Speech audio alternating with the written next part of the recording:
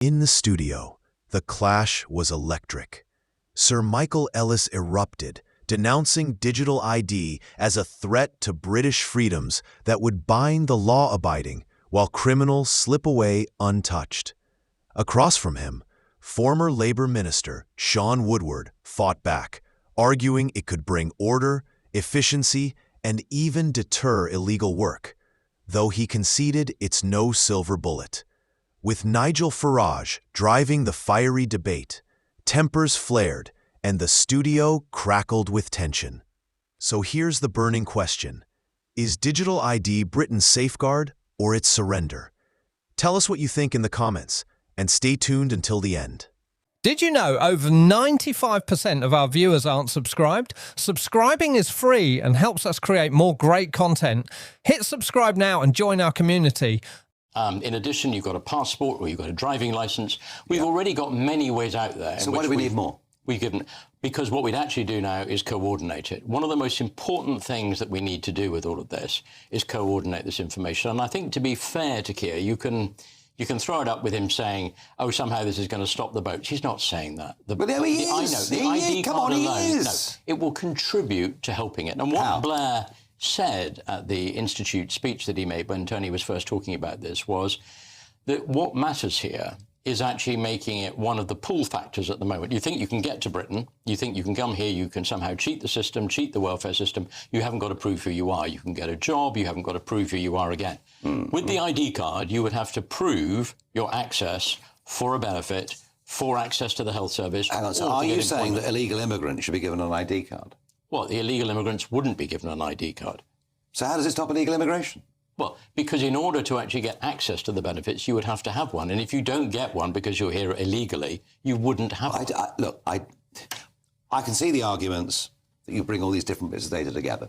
There is an argument for efficiency. Yeah. I understand the rationale and logic of the argument. Blair made it. You've just made it. I get that. But Starmer is selling this, or at least we believe he'll sell it, as a means of stopping illegal working. I think he's going to sell it as a way of helping do that. I mean, what we've seen, and I'm sure people at home now are sitting there thinking, is it a good idea or is it a bad idea? They are. And quite rightly, they should be having that debate. But what we're learning about immigration and illegal migration, we think of what you announced earlier this week, for example, and the problems immediately that appeared with that announcement and actually making it happen.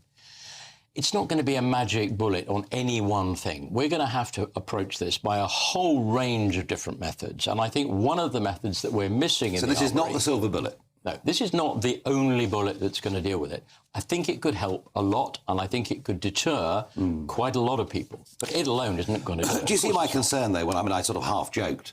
You try and book a flight to Marbella, but you're told you've used your carbon credit. This could be used in all sorts of ways. It could be. But I think, as you and I might discuss another time, should reform, for example, form the next government in this country, would it be the first thing that you would repeal as the Prime Minister of the country? And I suspect probably not. There's so much to repeal, I don't know the answer to that. It's not going to work, Nigel. It's not going to work. Why is it not going to work? Look, I'll tell you what. First of all, this is intrusive. It's intrusive on democratic values. Second of all, it isn't going to work.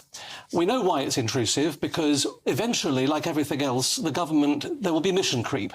And this card will be used. It may take 5, 10 years, 15 years, but eventually the card will be used to stop people from doing things that at the moment they have the right to do. That's inevitable, because we see that in everything government does. Just encroaching on liberties and a mission creep into other areas. I mean, the state has got bigger and bigger. Of course it has. Hugely bigger than it was the last time in the 1950s that we had ID cards. But it won't work because, look, I was a barrister in criminal practice for many years. If a person is driving their car and you put 10 speed cameras along the road and that person has to worry about doing 35 miles an hour and a 30-mile an hour limit, the law-abiding person is affected by that speed camera. I know. I agree. If you've stolen the car, you don't have to worry about getting however many speeding tickets, and you don't have to worry about whether you're insured or not, or dangerous driving, because unless there are enough police around to arrest you, you can do it with impunity. In other words, what I'm saying is, first of all, if Tony Blair thinks it's a good idea, I think most people should assume it's a bad one. But let me put it to you more logically. He was a quite successful politician in his day. He's a very good politician. I don't deny that for a moment. All right. But let's put it this way. If you're going to say, is it going to work? It won't work, in my view, because people who want to avoid it will avoid it, and it'll be the law-abiding people who will be affected. I'm going to put by that it. point to Sean Woodward. You know, and the speeding analogy is quite good, isn't it? Because we've got the embankment just outside here. If you're doing 24 at 3 o'clock in the morning, you might get, 3 points or even a ban. But if you've nicked the car, it's fine. And is there not a danger that things like this that are brought in to make our lives more safer and more logical, actually, it's only the law-abiding and make a minor misdemeanour who pay the price? Yeah, well, actually, I recently had experience of those cameras. And Confession time. it wasn't because I was driving over the number. My car was stolen. And I thought, well, the good thing is there are all these cameras everywhere. They'll be able to find my car. Cameras can only be used to catch you for speeding. When it actually comes to trying to find your car, nobody can actually find it for you because, of course, these cameras that have got automatic number plate recognition, as I know from my time as Secretary of State in Northern Ireland, there were lots of concerns about that in Northern Ireland. But the fact of the matter is we use them for some purposes, but not for others. And I wish we actually did use them because to catch legally people we who can't. steal cars. Because legally we can't. Well, so I'm all in favour of technology. I'm in favour of technology being used in a way that helps us. And I think, look, Michael, I'm listening to you very carefully. If we didn't have any technology out there at the moment capturing your identity, I think your arguments would be very, very good.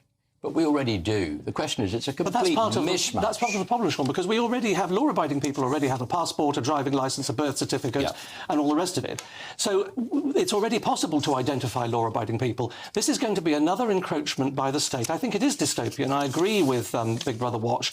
The reality is that this is going to be intrusive on democratic values. Maybe not immediately, but it will be over the course of years because it's inevitable. But let me ask you that question then. If you were to form the next government, if you were back in Parliament again, would it be top of your agenda to get rid of an identity card that might simplify and save the state a huge amount of money by people being easily able to prove who they are? Would you get rid of it, yes or no? I would get rid of it. And the reason, so you would put it at the top by the of your way, agenda? I think it would cost the state money because all of these projects What if it doesn't? It would cost the state. It would cost the What state if it billions, simplifies Sean. it? You'll have a quango in no time at all that's looking after these cards and the distribution of the cards, the colour of the cards, the cost of the cards. You will have an encroachment by the state. I would get rid of it and spend the money on something else. I tell you what, folks, at home, this debate has only just started. But it's important in a democracy that I give you the view of the leader of His Majesty's opposition, Kevin Badenoch, who says there are arguments for and against digital ID. Well, there you are. Now,